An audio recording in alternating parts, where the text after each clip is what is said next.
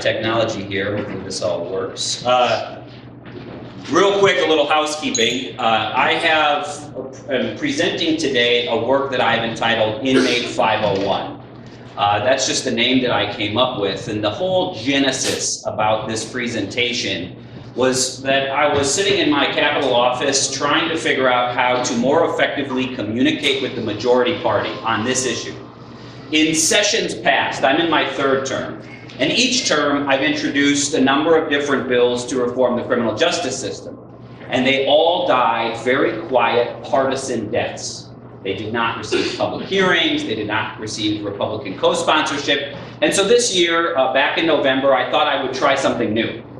And I wrote a paper, looks like this, entitled Inmate 501.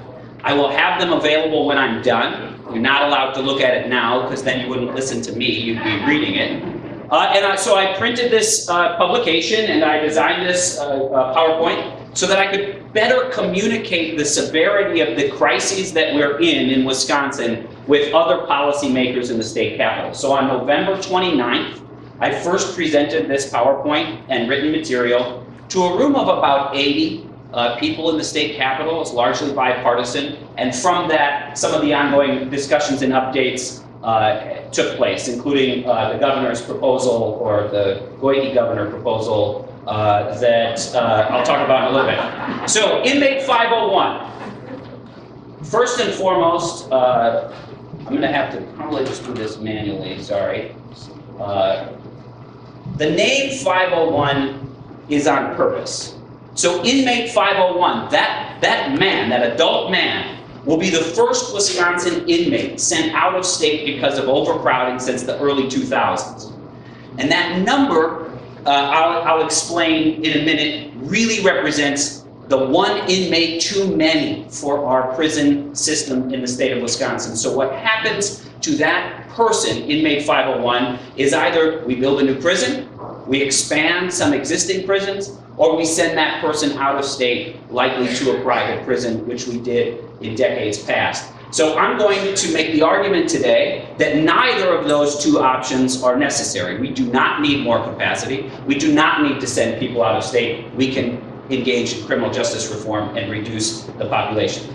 So the objectives that I've set forward in today's presentation, first, I hope all of you have a better understanding, that you leave with a better understanding of the criminal justice system in Wisconsin, that you understand the crisis of overcrowding and in the adult system and the rate of vacancies in the juvenile system. And then the third objective is that we all take some responsibility and we change.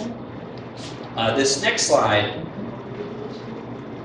that's okay. I can. All right. So this is I want to pause for a second here and tell you what I'm not going to talk about today. Because if I were to cover every single issue that we have in the criminal justice system, it would be all night and into tomorrow. So I'm not going to talk about old law inmates and reform that's needed to the parole system. I'm not going to talk about the staff within, or the staffing rates within the Department of Corrections and the behavior of probation and parole agents. I'm not going to talk about solitary confinement or police practices. I'm going to focus solely tonight on adult overcrowding and the level of vacancies in our juvenile prisons. So we're going to have questions and answers. And I'm hoping that some of you think in your mind, well, what about those old law guys? And we're there, we're working on them. This presentation does not include a policy proposal to address old law inmates. That doesn't mean that they're not on our radar. This is what my intention is, to bring attention to the immediate crises of overcrowding and some low-hanging fruit solutions that other conservative majority states have enacted.